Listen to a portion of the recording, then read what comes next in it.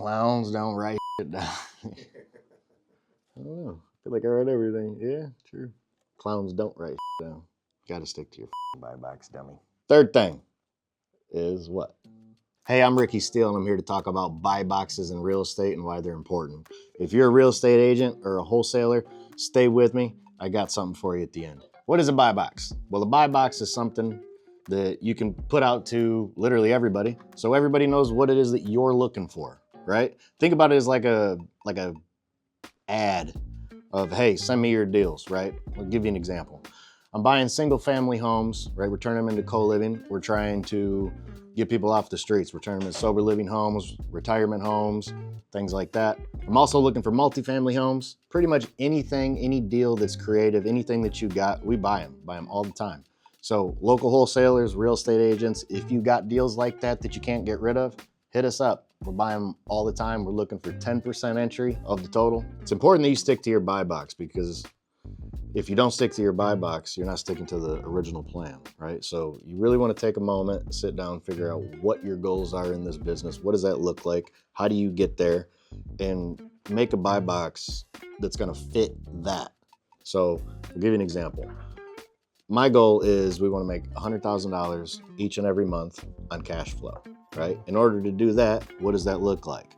Well, I need to take X amount of people off the streets. Well, what is that X amount? What is that number? What does it look like? Well, in our case, we want to help house 1,000 people. I can tell you this: we have tons of deals that get sent to us, tons of deals that we underwrite every single day. I'll tell you this: it is super tempting to purchase some of these deals that don't fit your buy box. I've never bought a property outside of my buy box and that went well, ever. Here's why: you're not sticking to the plan. The whole reason you create the buy box is so you stick to a plan. You got a goal, right? Hopefully you're not just doing this for nothing. So you have a goal, you're working towards it. That's your buy box. Fill up your buy box full of things that are going to get you closer to that goal, such as single family homes, multifamily homes, whether that be co-living. There's a bunch of different levels of co-living, right? So like towards Arizona, Texas, stuff like that. Co-living is a single family house where a bunch of people kind of live on the same house. You rent it per room. That's great. Well, in Michigan here, that's not super popular. So in Michigan, we use things like senior care facilities, sober living homes, things like that. That's a little bit more popular here. Some people even use Section 8 as part of their buy box, right? They only purchase Section 8. So stick to your because if you don't, you're going to end up with things. Okay, well, let's talk about this. So say I get a bunch of properties. For an example, we have leads that come in, right? They want to sell their property. If it doesn't fit within our buy box, no problem. We're just going to take it and dispo it to somebody else, right? Just because we're not buying it doesn't mean it's trash, right? Our buy box is a little bit different. I'm looking for 10% entry, right? I'm looking for 5% or lower interest rates. We buy single family, multifamily, any seller finance, pretty much anything that's creative and it's 10% or less, we're interested. Anything above that, it's no problem. We still take them. We still look at them. We underwrite them. We have tons of people that buy deals like this, tons. So we can help you dispo it, no problem. We work together. So you don't have a buy box, what do? Where do you start? Well, first of all, you got to start. Second, pick anybody you trust, somebody that has done things that you want to do, right? You don't have to do this by yourself. One of the things that I've learned from coming into this is the top people collaborate, right? The people at the bottom compete. It's for real, right? You're looking to collaborate. Doesn't have to be me. Get with somebody in this business. There's tons of professionals out here. I've watched them all too, right? I've inboxed them too. I've worked with them. I've done deals with them. Inbox me. I can help you create that. I struggled with this for months. I feel like I chased my tail. I had no idea what I was doing. You have to start with the buy box. You got to start with the roadmap. You got to start with the plan. Otherwise, you're literally going nowhere. Get that buy box going and get started making some money. Third thing you want to do is write it down. Here's why you want to write it down. You look at it every single day. For an example, my goals. I get up early. I write down my goals every single day. Same goal every single day. But why do I put it in my mind fresh every single day? So I'm working towards it every single day. Fill out your schedule. right? How long are you actively working on money-making activities? Write it down. Have your goal, look at that every single day. Make it real. Stick to that buy box, because if you find yourself in a fix and flip situation and you're not a fix and flipper, you're not partnered with the right people, you're in trouble, man. Stick to that buy box so you're ultimately making as much money as you can. We don't want to lose money. We didn't get into this to lose money. Now I'm going to give you a caveat, and it's a big caveat. Don't buy always within your buy box. It's okay to do deals with people, JV with them, collaborate with people. Remember, the cool kids collab and losers lose. Get out there, make friends with somebody. It's not what you know, but who you know. There's people out here that have been doing this business for longer than I've been alive, and maybe some of you too. I've owned a construction company for many years. I have done thousands of fix and flips and construction projects, home improvement projects, kitchens, bathrooms, ground up builds, the whole shebang, right? We've done them all.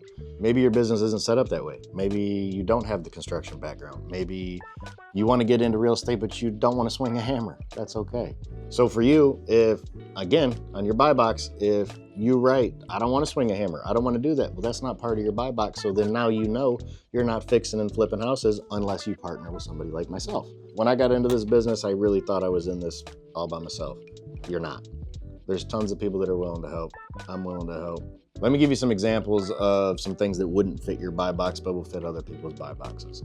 We do business with people that are all across the United States, right? So say you want to fix and flip a house in Detroit. Detroit's a banger market, but you don't have anybody. Contractors suck. It's okay. JV with people like me. There's plenty of good contractors out here. Collaborate, be creative. If it's not within your buy box, think, how can I get creative? Who do I know? Who can help me get this deal across the finish line? Say it's somebody that, or say it's a property that you're not wanting to keep, right? It's got 2 bedrooms, 1 bath. Your buy box is 3 bedroom, 2 bath.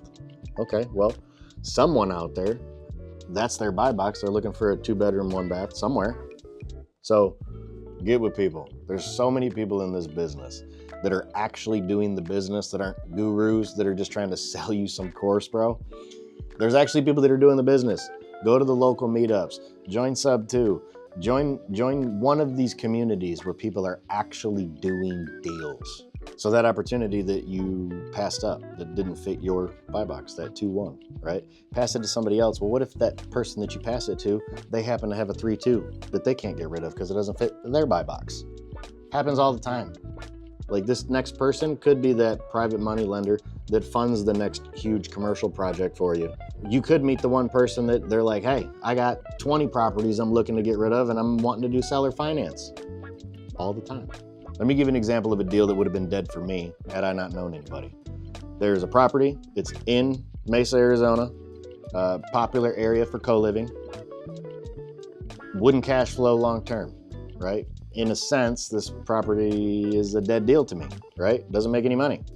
I can't put a long-term renter in there because the PITI is higher than what the rent rate is. What do? I was able to partner up with somebody. They turned it into a co-living property. They have 8 residents in it right now, and they gave us a $10,000 assignment fee. That deal that was dead, I made 10 grand on. 3 things that investors look at when they're underwriting a deal. 1, money. 2, the actual deal. 3, time frame. Let me be clear. You don't have to have all 3. Even if you just got 1, no problem. You can find the other 2. Listen, there's plenty of people that want to get into this game that don't know how to find a deal, but they got the money, or they got the deal, but they don't have the money, right? Collaboration over competition. First things first is the money. Let's pretend you find that deal. You're that 1 in a million. You found how about this? You found a property for $2 million, and they're going to sell it for $1 million. Well, that's a heck of a deal. But how do you find $1 million? Now what? It's a great deal. You can't get it. It doesn't matter, right? Number 2 is the deal, right? Do your math the correct way. ARV, your after repair value. If you do not do your math correct, you're stuck. Like, you're just stuck. We see so many people that are getting into the business that don't know how to correctly underwrite a property. They don't anticipate the rehab to be as bad as it was, or they got screwed by a contractor. Happens all the time. Now what? You got a W-2. Say you're a doctor. You don't have time to go you know, lay tile in a bathroom, you trusted the contractor. Well, it doesn't always work out that way, unfortunately. Leads me to my third thing. My third thing is time. Who's got the time to do this? It's important that you do partner up with somebody if you're gonna do this, that somebody that actually has the time that they can commit to this, they can actually be on site at the project, making sure everything's going good, making sure all the contractors are showing up on time, progress is happening, everything's moving. I can give you personal examples for myself, right? One, go back to the money. There's been deals that have came across my desk that flat out I just didn't have the capital for. We were able to raise private money, get the deal done. People that were investing don't want to swing hammers, right? They want to be in real estate, but they don't want to show up at the job site. They don't want to get dirty. They don't want to do those things, but they want that ROI, right?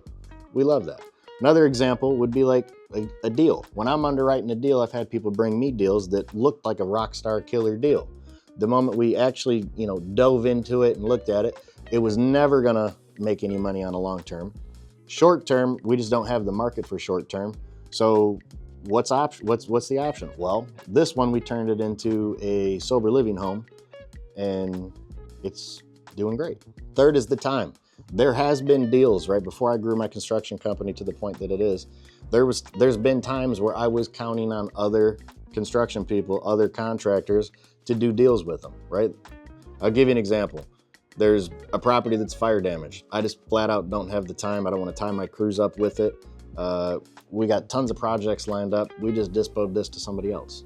At the end of the day, listen, get out there, get creative, collaborate with people, make friends, solve problems, make some money.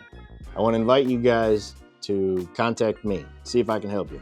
If I can't help you, I'll find somebody that will.